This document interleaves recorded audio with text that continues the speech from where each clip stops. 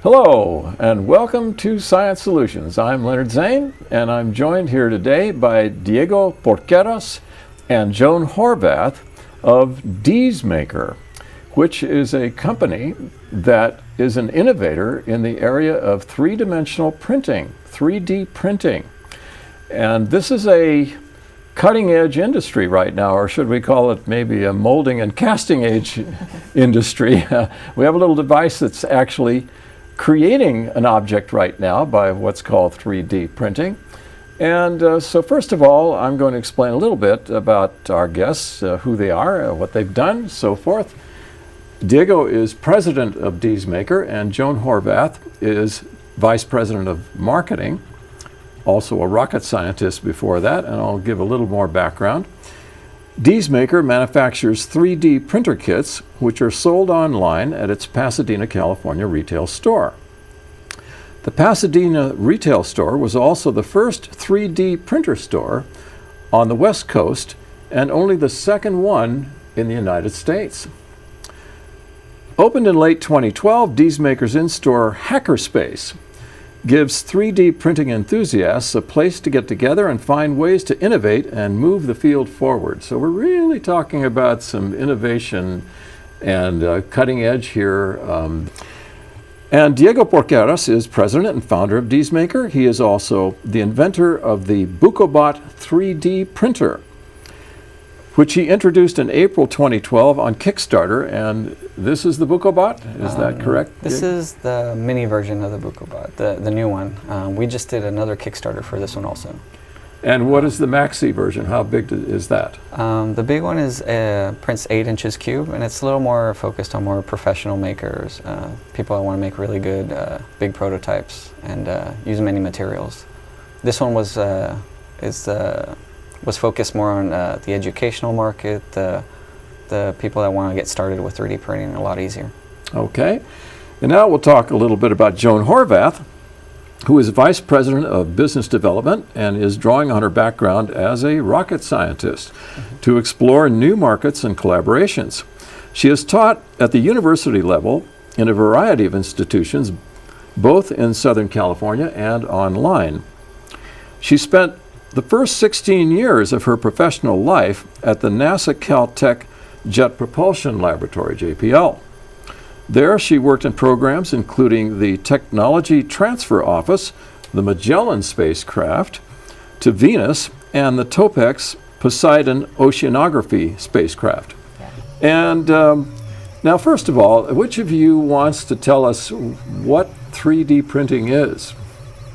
Well, 3D printing was started actually in the mid-'80s by some companies that held their patents pretty tightly, but it was meant to be to create prototypes for industry so they could rapidly test out 3D designs and models without going through the whole steps of machining them, doing the whole process. That's very expensive and takes a long time.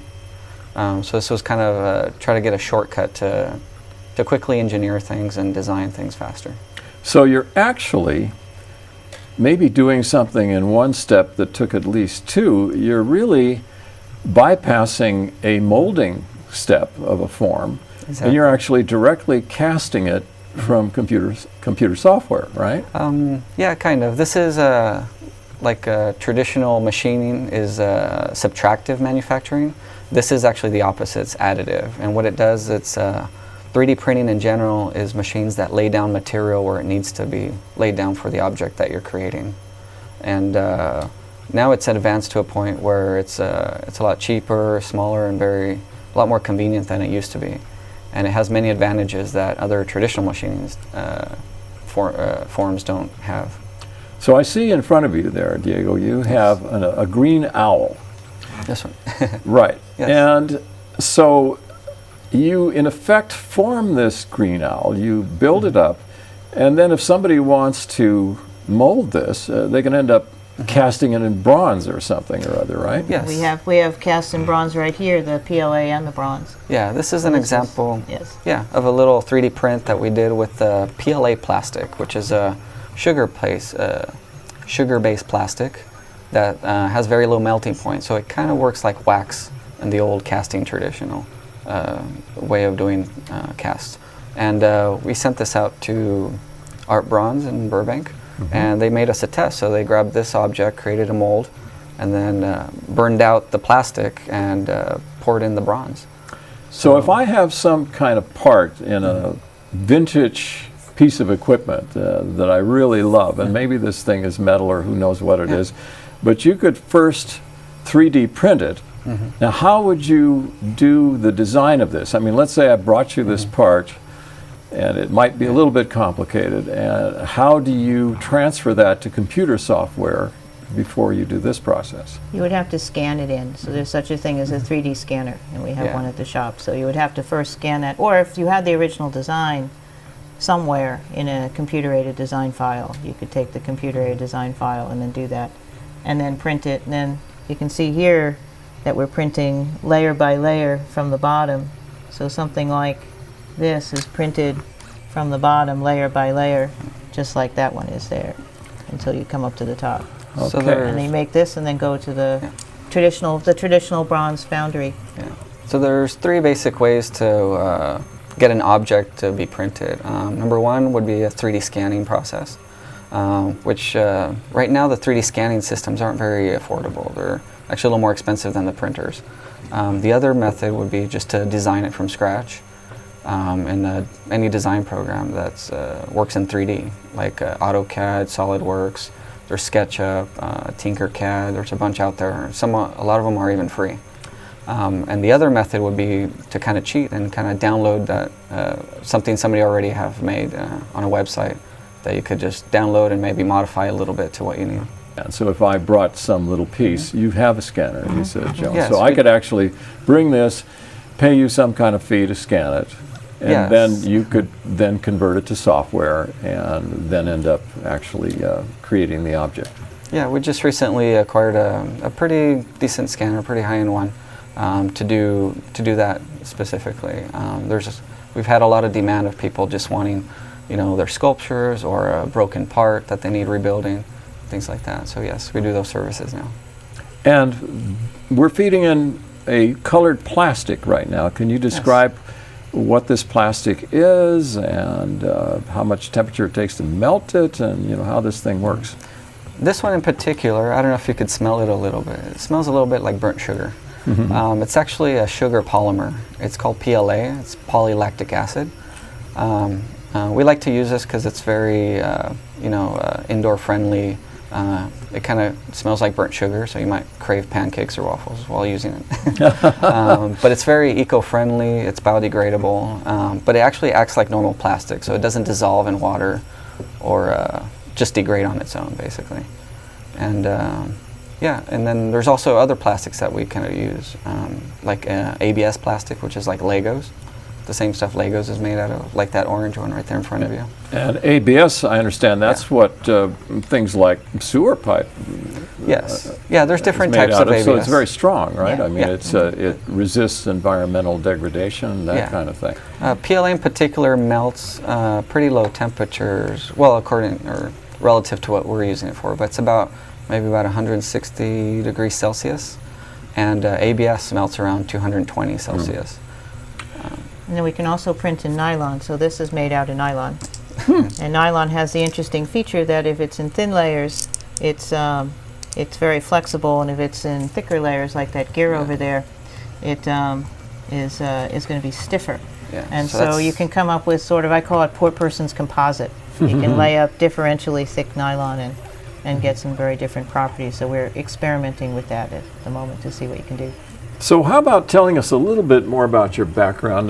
Diego, before you did this, how did you come to this kind of industry? It's obviously, it sounds new, even though it started in 1980 or whatever you said. What is your background, and what brought you to this? Well, right before I was doing this 3D printing business, I was a camera tech in Hollywood doing commercials and movies. I was the guy that hooks up the cameras, calibrates them, downloads and converts footage. So doing that job, we always need little brackets and little things to mount things to cameras. So I saw a story on a news channel that mentioned this homemade 3D printer idea, and I got involved in it, and then I eventually got one of my own, and then that kind of and the reason was to make like special brackets or adapters or things that were just either really expensive or didn't exist, and that's kind of launched the whole thing, because I ended up making a better machine that I wanted to make and all that. So now you founded the company Deesmaker, and what does Deesmaker stand for? Well, I guess I'm kind of the D's and D's maker for Diego. I had a few friends back in the days call me Mr. D's, but it's also kind of play on for 3 dimensions. Multiple D's. Yeah, just trying to just come up with a unique name that wasn't taken. Right, okay. Now, Joan, you are a very advanced scientist and professor. What brought you into all this with your background? Well, for the last year or so, I was working with Vice President at National University, and we were trying to think about how could we take teachers and make them more comfortable with teaching kids math and science, because we do a lot of professional development. And so we were looking at ways to teach people to make things again. And so I was looking into various, I had a colleague who's a sculptor, and he and I were trying to figure out how would you teach people to make things online. And we happened to come across 3D printing. And so I was looking for some place to take a little class, and at the time there wasn't really much. And I found somebody to talk to, and they said, "Why are you here?" This is somebody someplace else. "Because there's this new shop that's opened like 3 blocks from your house in Pasadena." And so I went down and talked to Diego, and I was putting together a seminar at Caltech also, and I guess I just didn't get kicked out. And so where is the shop? It's right off Hill. It's off the 210 freeway in Hill Avenue. Hill Avenue, right. Just about half block south. It's in a little strip shopping center in there, right? Right next to Hobby People, actually. Right. Makes it convenient. So here, this looks very modest right now, but I understand from things I've heard or read that there are many directions 3-dimensional printing can go, is going, will go. Can you give us some idea of where you think this technology is headed and what the time frames might be? Well, the simple word for that would be everywhere. This technology, the concept of 3D printing is so simple but diverse that it could be used in many, many industries.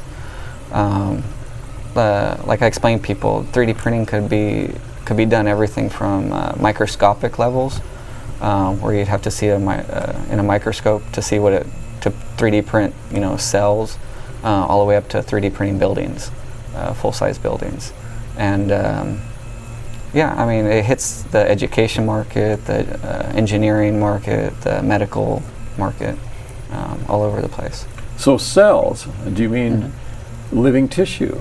Yeah. You would have, in effect, a superstructure that you could seed with some kind of living material then, and then grow it that way, right? Or the matrix goes away. I mean, it's people looking at for tissues. Yeah. Right now there's a lot of right now there's a lot of experiments being done in the medical field, especially on that. There's some articles out there of people printing 3D printing ears or organs. Things. I'm not too familiar with the exact process they use, but it's pretty amazing technology that they're doing. Well, I understand that there are synthetic bladders that have actually been implanted in people, and it sounds like something for 3D printing technology, even if they didn't use that. They probably had to have some superstructure to grow this tissue with. And therefore, and I have seen something to do with blood vessels, that kind of thing. Again, superstructure, you plant the tissue and hopefully it takes, and then you get into actually helping people with impaired body parts, I guess, right? I think there's a couple of really powerful things too, just to add on to what Diego was saying, is that if you have a little printer like this on your desk and you're an engineer, when I was in an engineering environment doing complicated things, I was always making myself things out of paperclip boxes and pencils and things and stuff. And you'd walk into a meeting and people would steal my paperclip boxes because they'd say, "Oh boy," But if you have something like this on your desk, even if it's not going to have a beautiful, perfect finish, it'll let you do roughs very quickly. And so I think that's an intriguing thing, just for speed of design, for being able to interact with a customer. If you're here and you're designing something and you have a customer in New York, you can just send them the file if they have a printer as well, and then they can print that out and look at it. And and also for complexity, we have a little piece of chainmail there. So this was printed in one piece. It's printed in one go. And so you can do very complex things that realistically you couldn't make any traditional way. Well, look at this, and it's all interlocked. Yeah, there's a little piece of chainmail there. That's amazing. And And it doesn't. And none of this comes apart, does it? It's all permanently that's how it was made. interlocked. Yeah. Right, and those little is planetary gears, If you hold the middle, it spins around. and that's Well, printed you in do one it for us pass. here. Go ahead. Yeah. So this is a set of gears, actually like bearings, but it's meant in a way where it won't come out, and it's printed all in one piece. So you could create objects inside of objects pretty easily with 3D printing. Now, You do can you get a tool in there. do you sell these devices as well as use them? Yes, of course. This is our design. This is the Buquito, the latest one we put on Kickstarter, and it just ended about a month ago, and it did really well. So if I were to buy this, how much would it cost me? This one we're targeting about $700-800, and then we have our bigger one that's about $1,300. Now, someday, from a marketing standpoint, because this looks very clearly like an engineering device, Sure. are you going to 3D print an enclosure for this that has some kind of design or some kind of theme? So you would have, do you want one that looks like a parrot or something? Okay, fine. Or do you want one that looks like your favorite pet, or Sure. this Well, kind of thing? We're looking into that, obviously. This is actually one of our prototypes, so there's just still some things we're refining for actual production.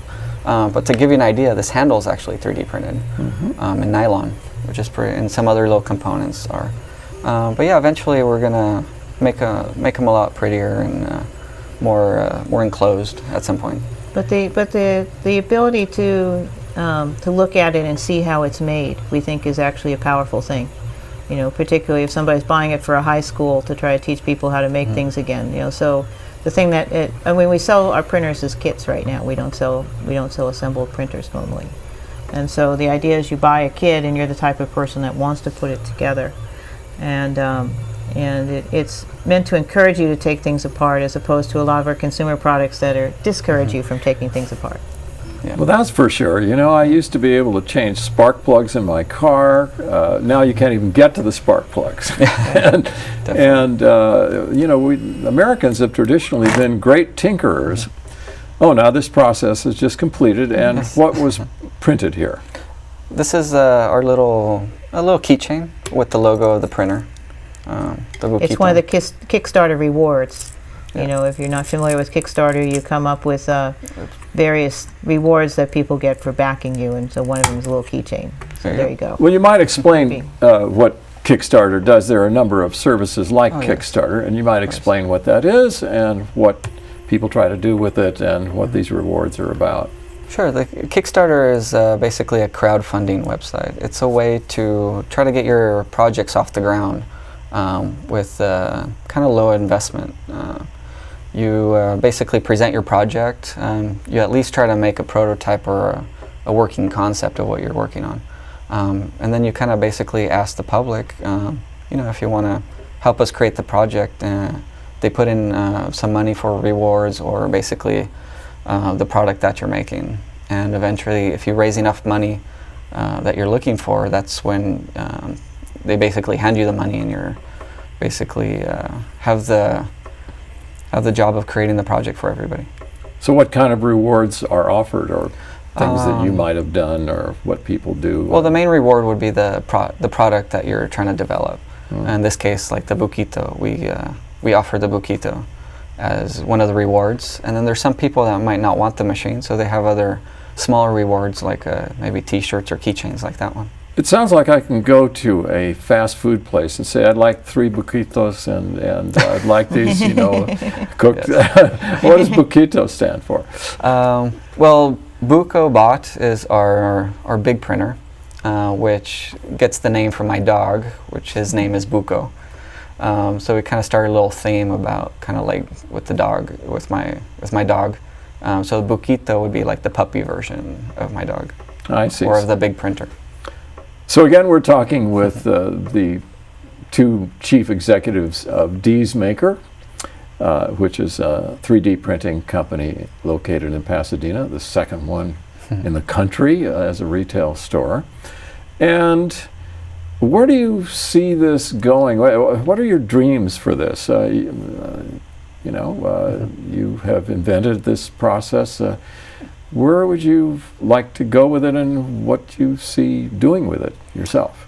Well, the main motivation to this in the beginning was I grew up doing a lot of tinkering and a lot of mechanical work and design, and I kind of just want to create a product that everybody could have to experience what I'm experiencing now, the ability to just create things and invent things. Obviously, we're going to grow the company as best as we can, and we want to make a really good product. We see a lot of competition out there that's kind of mediocre, but we're trying to hit the more quality and professional level of machines. So in about 10 years, what do you think you'll be building? 10 years, probably. Yeah, sure. We keep getting that question, but it's more like 2 to 5 years. Well, I like really to think explode. long range too. I mean, well, okay, 2 to 5 years. What do you think? 2 to 5 years. I think this will be one of those products where everybody's going to want to have like a normal, like a printer for a paper printer that most people have.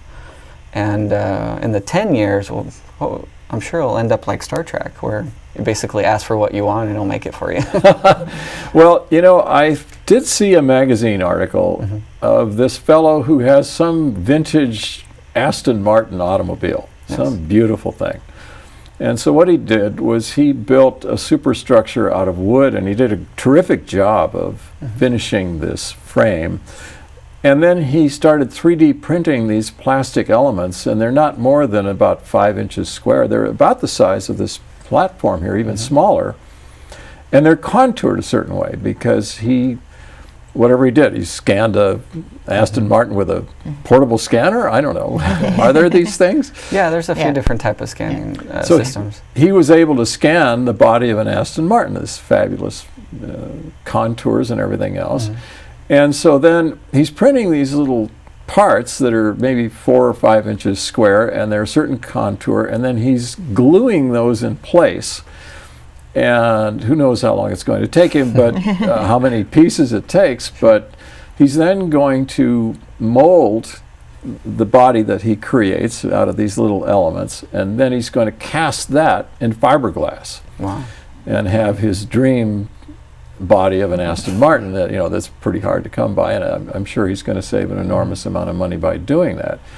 So I imagine this would be terrific for vintage vehicle collectors and who want something original that just isn't made anymore, or they want to reconstruct their dream car.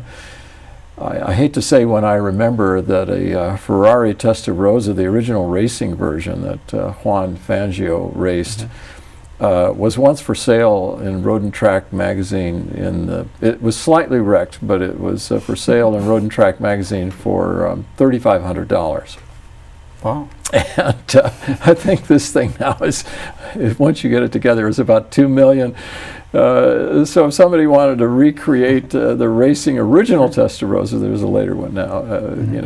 You could actually find one of these vintage ones if they let you scan it, and then proceed the way this guy did with the Aston Martin, I suppose. Yeah. Well, I think maybe to take your 10-year one, because I'm always willing to do this one. And he's good. Let's look way out. Looking a little farther out. I think there's an interesting evolution that will take place, because right now there's a lot of hype that 3D printer will do everything, right? And I mean, conventional machining is pretty good for a lot of things, and mass production is pretty good for a lot of things. But I think what will happen over the next period of time is some thought about where is the niche of this and where is it really effective. And I think where it's really effective is in the prototyping stage. And also for things that are small production run. I mean, the something that's obsolete is obvious. You know, something that maybe you're not sure how many there'll be, or something that's very custom. You know, so if anything that's that you want to have, you know, be out in the long tail, as they say, you know, where you really want something custom, you know, because we don't, we have good resolution, but we don't have perfect surface resolution, and so there's some things that, you know, our 3D printers are very fast and very cheap. Some things you'd want, you know, perfect surface resolution. That's a different kind of printer, and those niches, I think the printers will all start to get more and more different and evolve to niches. Yeah. Are there going to be 3D metal printers? I mean, where you actually already. smelt things. Yeah. I mean, I know that's a big device, and Sure. obviously you have to have quite an industrial structure to do that. You say, Diego, there are such things. Yeah, those exist already. They've been around for a while, but only people like NASA and SpaceX and maybe you know, all the big companies will have, because most of them are probably about $500,000 and have gases and a post-process to work with. I'm sure eventually things will you know, start getting closer to a consumer level on that end. Metal is a bit tricky because it works at such high temperatures. Right now we work with many plastics, which are very usable, from PLA, like we said, to ABS and nylon, and even polycarbonate, and then some other food-safe nylons or plastics. Well, this could really be something for people. How many times have we all been told, I'm sorry, yes, we know you need this part, but you're going to have to buy a new one.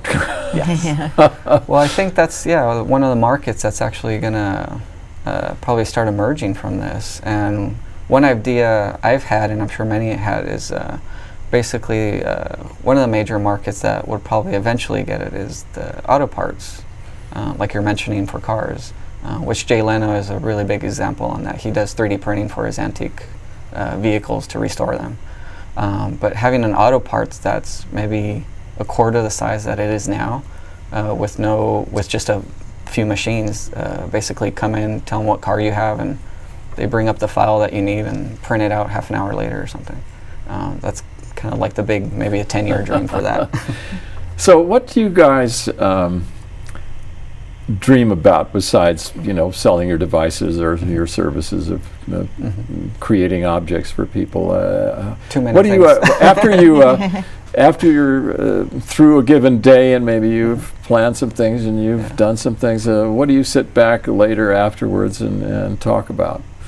Well, having a 3D printer store that people walk into has been really awesome. We get a lot of people just walking in with their ideas of what they would like or kind of wish. Right now we're focusing on creating the best printer we can for people to be able to accomplish what they want. But there's so many things 3D printing can do, and it's kind of hard to pinpoint you know, exactly where it's going to go and what it could do. But we dream of it doing, you know, everything we want it to do. Like you know, just do custom parts, maybe bring manufacturing more to the States. Well, I think let people learn to make things again. Yeah. I mean, you know, many school districts have gotten rid of all their shop, partly because there's not demand and partly because it's, you know, they can't afford it. And one way to walk people back into learning to make things again, learning math and science again, is to, you know, get you know, the teenagers at least interested in 3D printing, you know, and be able to start teaching math and geometry and science through that. So yeah, one of the things we try to you know, talk about a lot, especially with the educational market, is that you know, it feels like maybe in the last 10 years children were really stuck into the virtual world, playing video games and things like that. And right now there's a lot of games like Minecraft where they actually create things. And there's actually programs that pull out what they create and create a 3D file that they can actually print out on their own. This is actually kind of an example. This is from a game called Portal. It's very popular, and it's one of just the items in the video game, but people have been printing these like crazy because it's, you know, it's a tangible thing you can now have from the virtual world.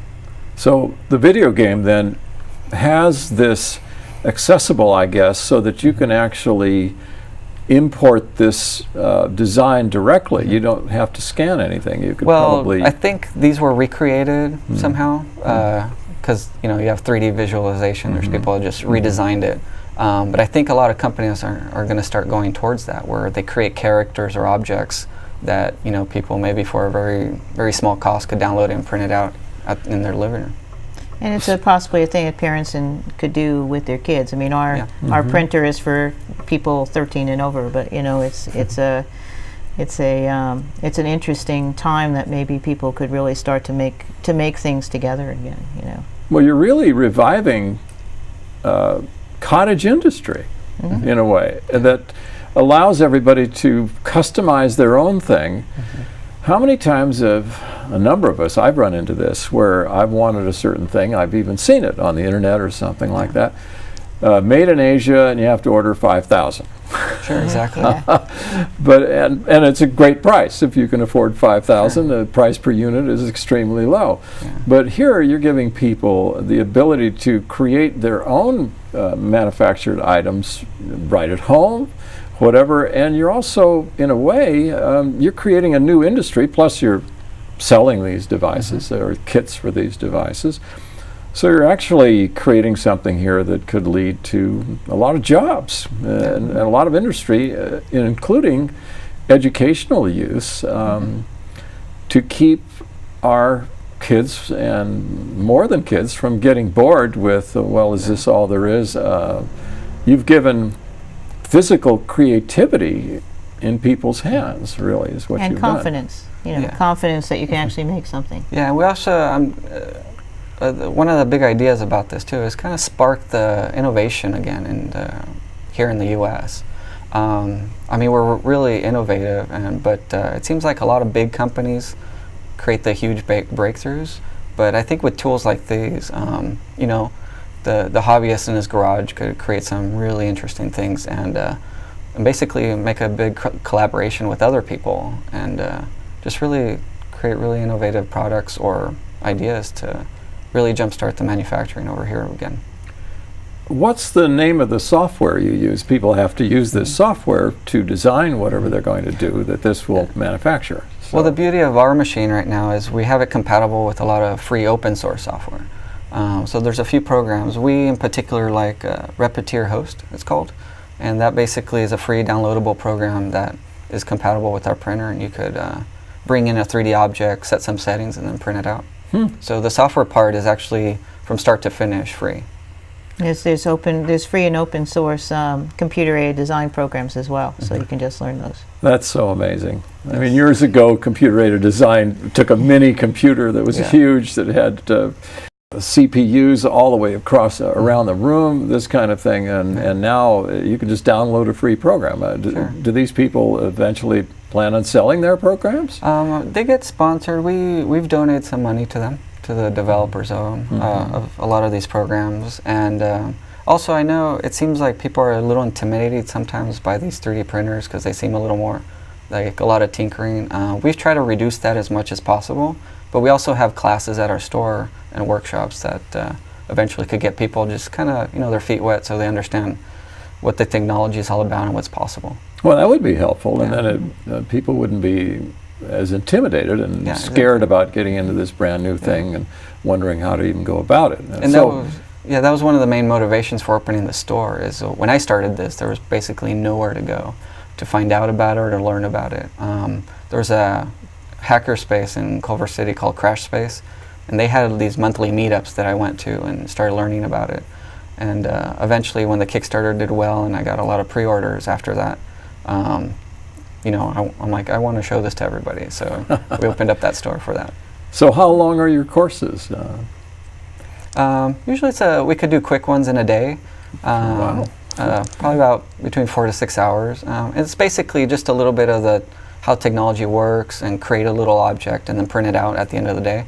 But there's also bigger courses like National University has. Yeah, well, we've since I'm double-hatted and I'm both at National and at Deesmaker, we've been working closely with Diego to come up with a way to basically capture that class that he has as a live class and make it an online class. So if you've bought a printer and you're not really sure where to go from that, we have some extended learning classes for that, or for teachers that want to learn to use it.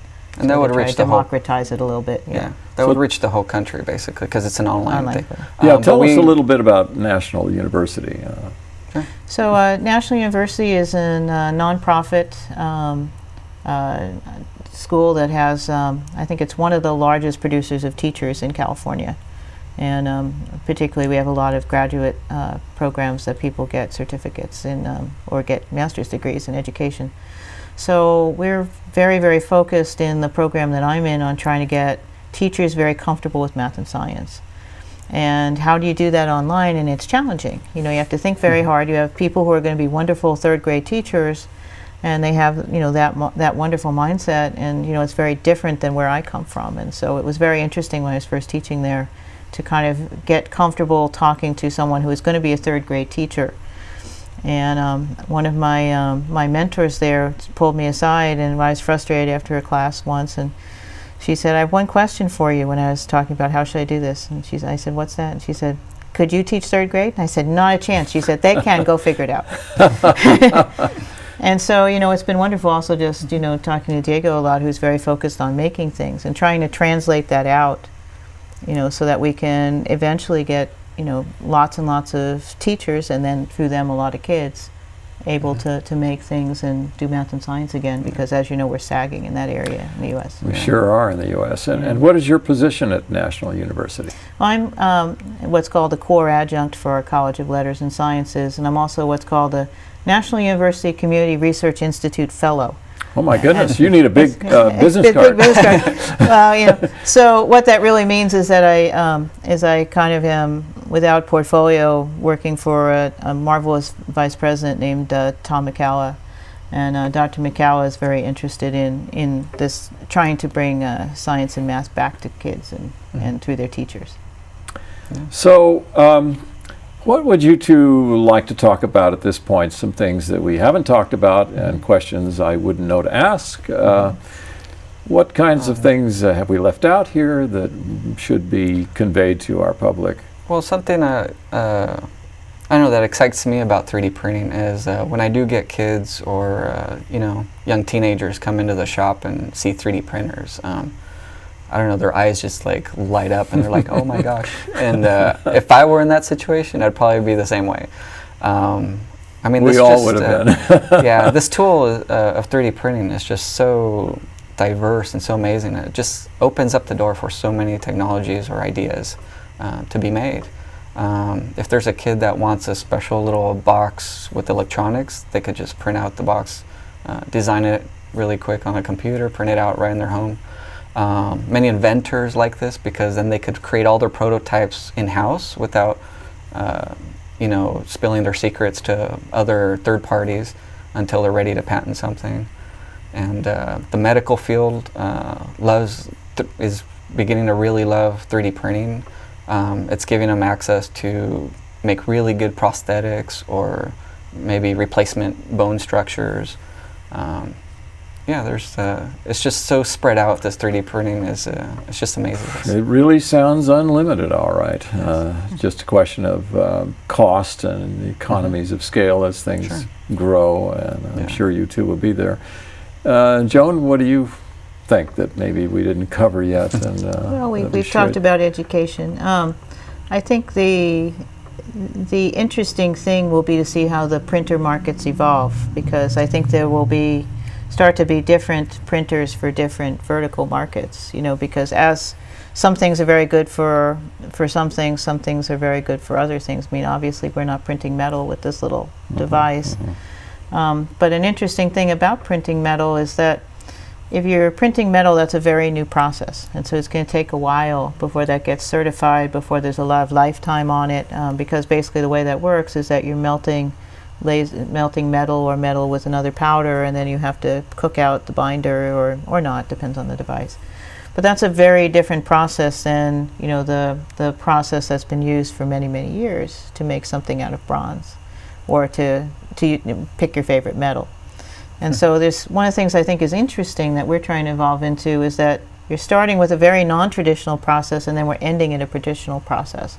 And I think there's going to be a lot of that, and I think we're going to try to be in the front of a lot of that to see how can we take things that are made traditionally and how can we make the front end of that much, much faster and more innovative and allow more innovation. Yeah, the traditional form of doing the what's called investment casting is basically they would create a version of this in wax and hand carve it, hand prepare it, and then cast it. And if you have, say, 20 of these to make, it gets pretty complicated. So we're working with some people where we could print 20 of these in a very consistent manner and have a lot less hand labor to make them all come out the way they need to come out. Or you can make 10 because you can just keep printing and you don't have to carve each one. Yeah. Or you could scale it. Oh, another thing we haven't hit on too much is the museum artifacts. With 3D printing, now they're thinking a lot about scanning original, museum pieces, sculptures or artifacts, maybe bone fragments, where they could 3D scan them without touching them or ruining them, and sending those files to other people around the world, where they could print out themselves and either study them or show them. Oh my goodness. Archaeologists have been early adopters of this because they can get fragments. I'm at University X and I have this piece, and I'm at University Y and I have this piece, and instead of shipping around priceless pieces, I can ship around files and we can both print them out and play around with whether maybe there's this much missing and we should go look for it. And one artifact, I forget what it's called, the Atlantis one with the gears. Basically, there's a set of gears. Or is that what it was called? What, I forget. Anyway. Yeah, they found this artifact with a bunch of gears, but it's all petrified. So what they're doing now is... You're talking about something from ancient Greece? Yes. Yeah. And what they did Antikythera. The Antikythera. Yes, and they figured it was it might have been a computer. Yeah, so they X-rayed it, and now they're basically rebuilding it and 3D printing the parts and making it without touching the original, which is amazing. So that's an archaeologist's dream. Yeah. So here we are with Diesmaker, and you're really describing here, I don't think I'm exaggerating one bit to say that you're describing a revolution, a revolutionary industry that's as big as the automobile or the computer were. This is an enormous thing, and you guys are right there at the beginning. And so is there anything else you would like to impart to our audience or educate us about? There's some very interesting parallels to, I came into engineering in the early 1980s, and that was when personal computing was just taking off. And it's just astonishing how many parallels there are between the difference, because everybody says, well, it's just a little machine, you can only build little stuff, why would you want to bother? And it sounds an awful lot like, the first, I had an Apple IIe that I did my master's thesis on. And it was a very big thing to be able to have that computer at home instead of having to truck out to go and do my master's thesis at school. And so, I think having something on the desk, I think will, the killer apps are still kind of out there. But I think that the parallels to the early computer industry are probably the strongest ones. And and the 3D printing is not only going to just generate, more 3D printing machines or objects, but the content part of it is going to explode like crazy also. Going to have people 3D scanning old artifacts, museum pieces, creating new designs for new things, even if it's simple things around the house. Or artists who are creating a new work of art, obviously. I mean, there's already artists that create, more complex things than this, but are very beautiful and artistic. And basically, you could just buy the file and 3D print it yourself. You might get a new version of a 3D Salvador Dali, Diego invented that little ball there with the two colors there. That's printed off our printer that can print two materials, yes. Yeah, we have a dual extruder version of the big one. So this is ABS and nylon together. And it's just two pieces that were printed flat and made into a ball. But it's flexible. This was just a fun test that we did, but this was just a step to lead into other really, really useful things. Okay, so is there anything else you would like to leave with our viewers at this point? No, if they're curious about 3D printing, obviously we have an open store they could just walk into and see our machines. It's a retail store, so you could see machines working all the time, or if they have just simple questions, we're there to answer. And our website is www.deesmaker.com. You can take a look and see what we're doing. And I imagine you sell T-shirts. We don't sell. We usually give them away, but You print them not to in the everybody. conventional way. Not to anybody. Yeah. Well, that's very good, folks. We've been speaking with Diego Porqueras and Joan Horvath of Deesmaker. We've learned a lot in this program, I think, in a very short time. It's a very exciting thing that's happening. I wish you both and your endeavors all the best. And so I think that's it for this program. I'm Leonard Zane. Thanks for watching.